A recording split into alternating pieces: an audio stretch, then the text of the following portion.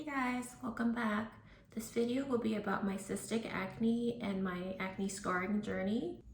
And this will include all of the many things that I tried to help my skin get better, help me clear my acne and my scarring, all of the things that worked for me, because trust me, I tried everything. All of these things will be things that I did pay for out of my pocket. None of these things are sponsored, and these are just my honest reviews. Before I get into all of that, I do want to talk about my acne backstory. So as a teenager, I did have active breakouts. It wasn't nearly as bad as when I had Cushing's disease, but I felt like that was kind of like the beginning of my cystic acne. I had, small pimples here and there, and it was just like what a normal teenager, I guess, would expect.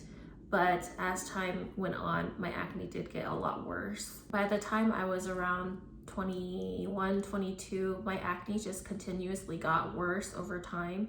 And then I was 24 was my peak.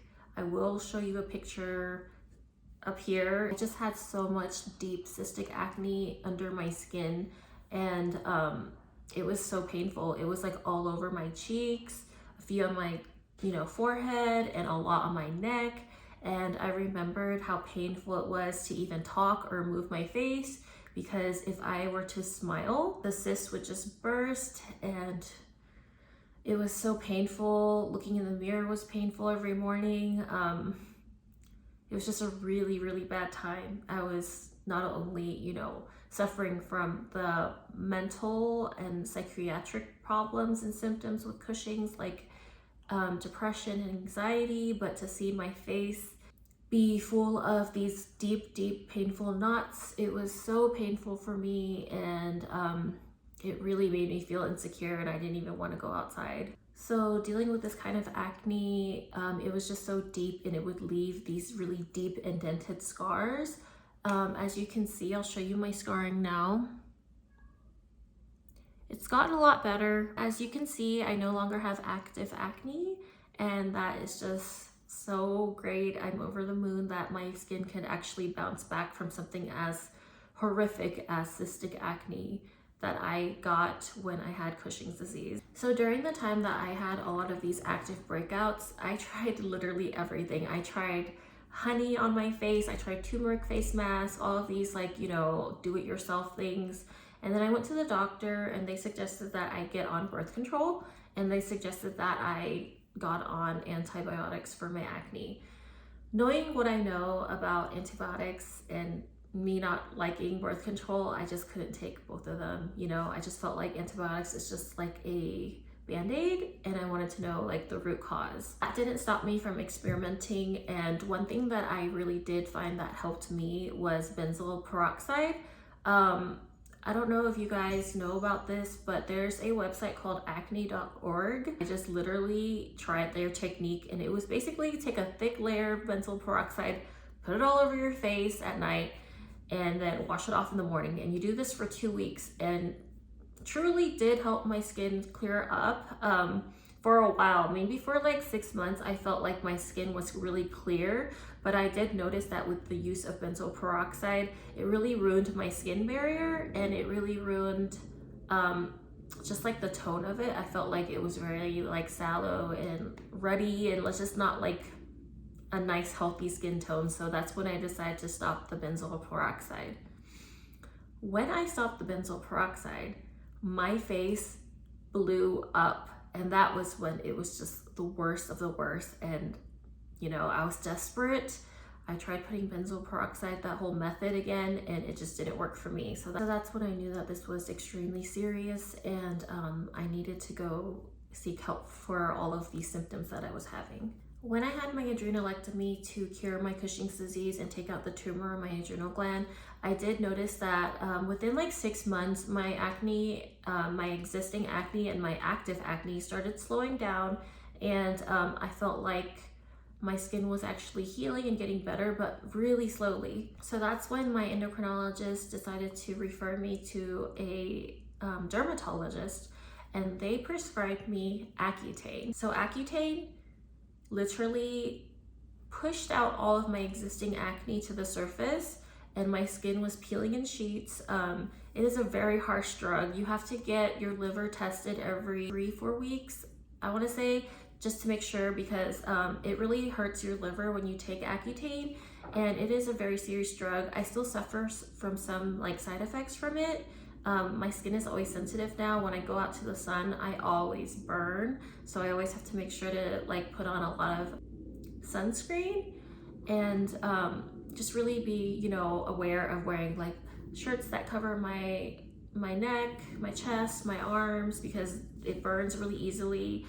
Even just driving in the car, I get sunburns. So, you know, I'm really vigilant about wearing a hat, wearing SPF, and wearing things that can cover my body physically from the sun nowadays. Not to mention that Accutane had other side effects with my digestive system.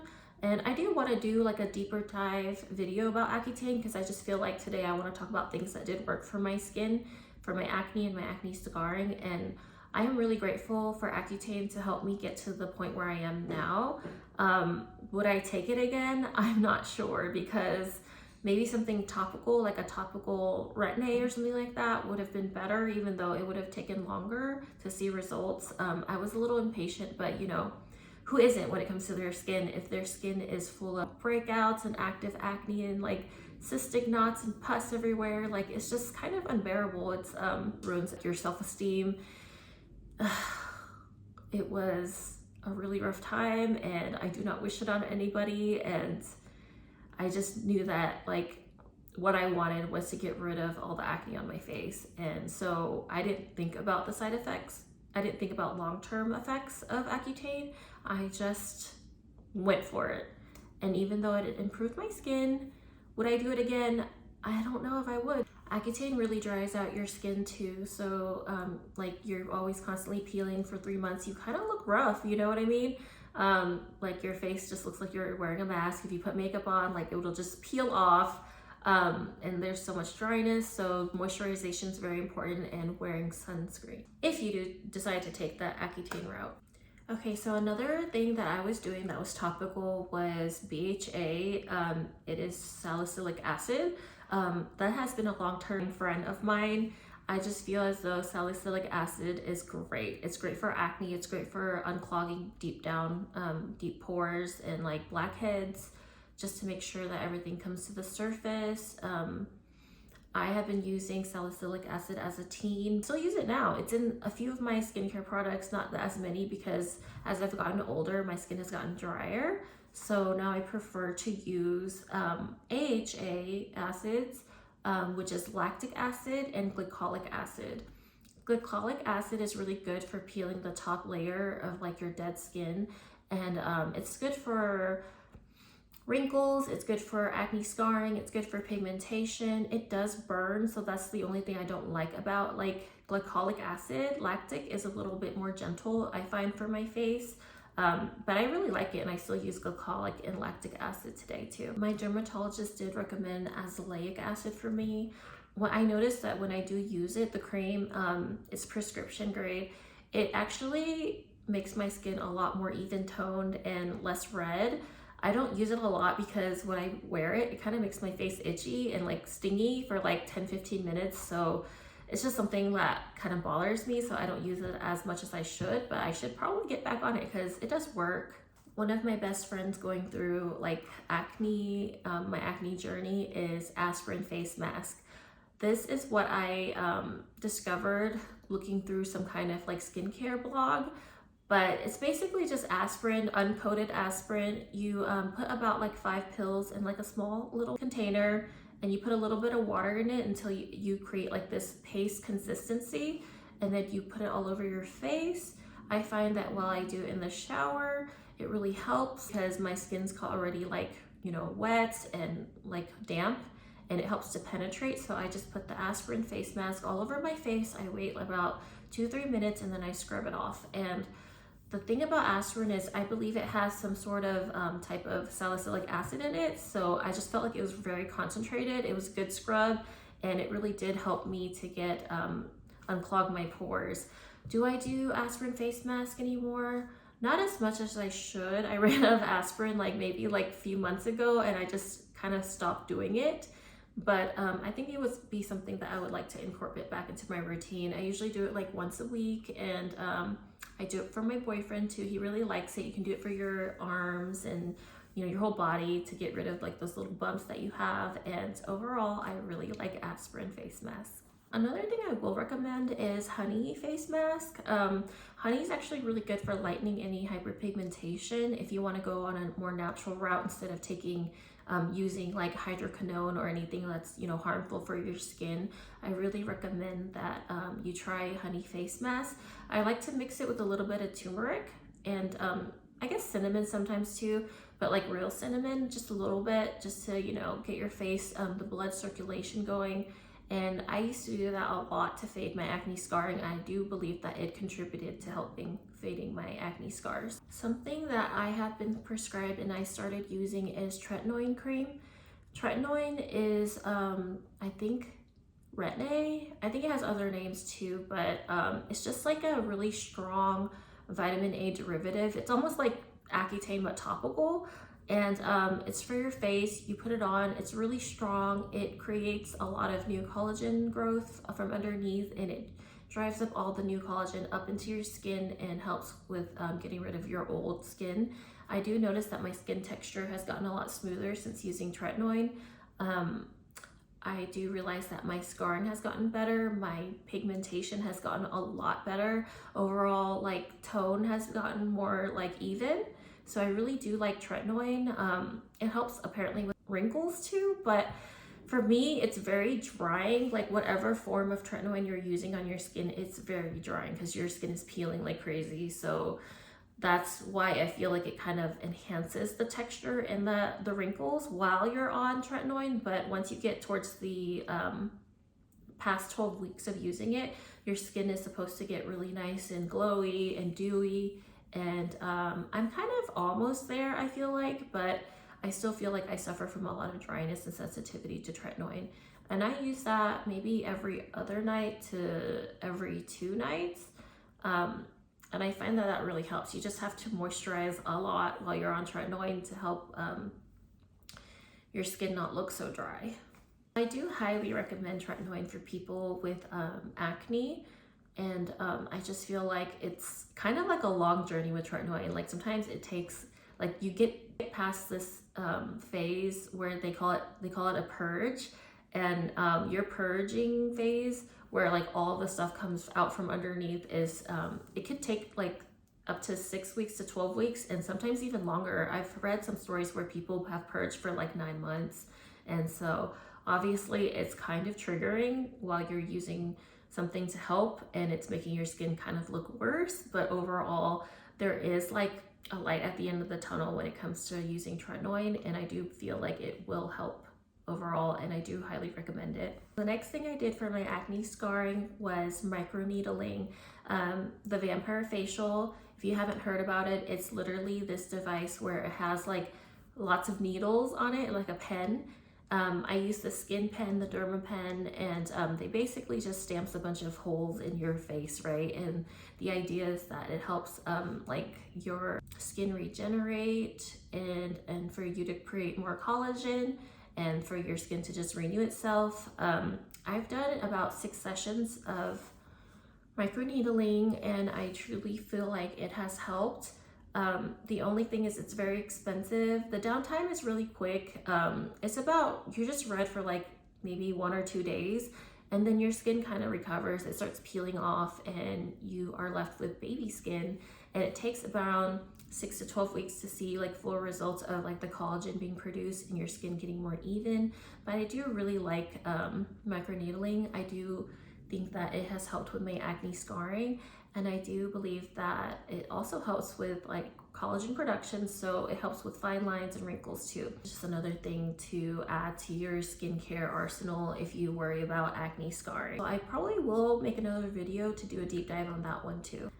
Another thing that has truly helped my skin is broadband light therapy. It's literally a laser. I believe my esthetician called it the Hero BBL, and that one has truly helped with my dark spots. Basically, the laser just hits all of your dark spots, your sunspots, whatever spots you have, even your moles. And the first few days it looks darker, and then after that, like maybe the fourth day, it starts like peeling off like little like coffee grinds, and you can literally see your moles and your like sunspots just come off of your skin, and it's so satisfying. And then you're left with really bright, even toned skin without any spots on it. Now, I will say that your moles do come back, so this isn't like a solution for like getting rid of your moles, but it does help with your sunspots. I do find that after a few months, my sunspots tend to surface again or start to form again, because this is like really deep damage. So it's important that you do multiple sessions with the BBL, the broadband light, to help with getting rid of the sunspots. So I really do recommend the Hero BBL broadband light laser treatment.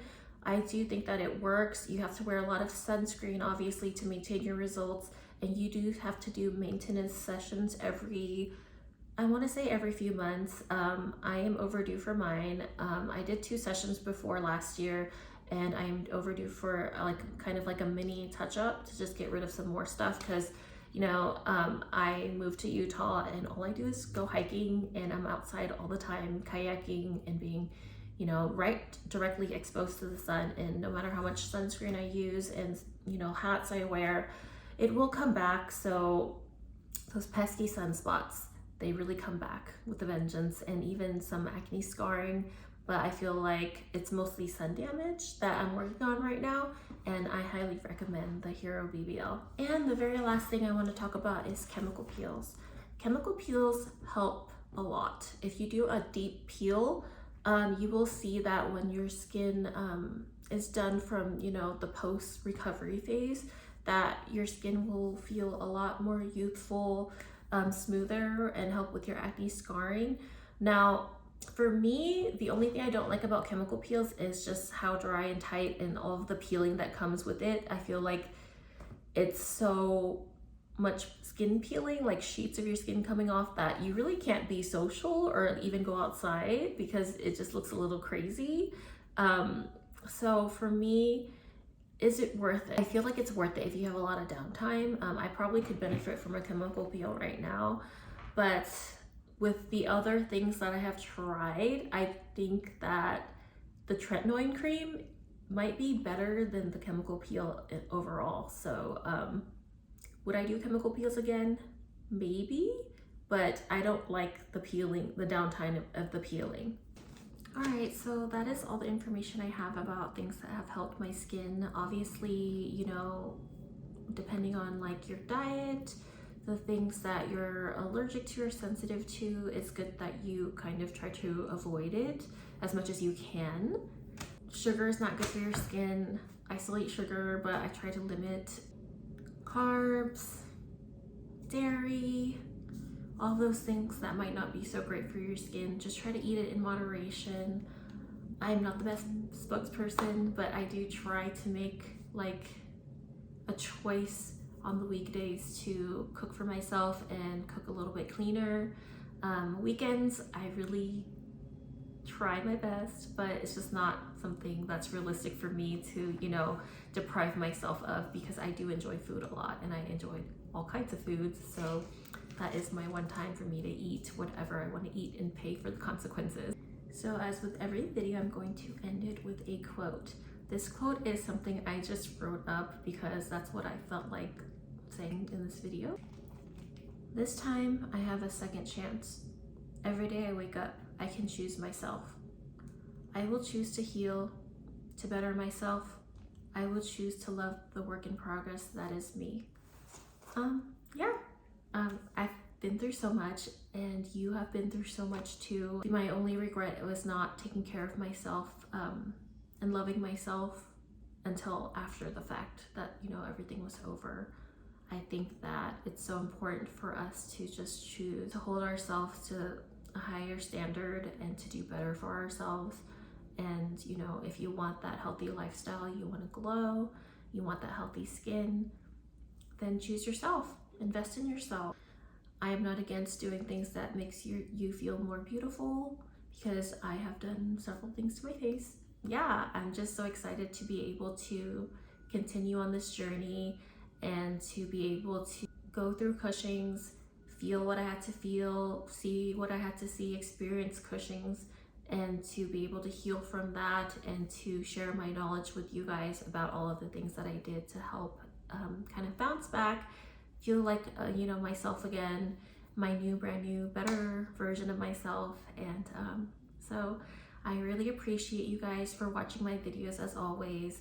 Keep up the comments because that really makes me feel motivated to continue making the videos. If you liked today's video, please like it. If you haven't subscribed, please subscribe so you can see more of my content. And I will see you guys next time. Thank you.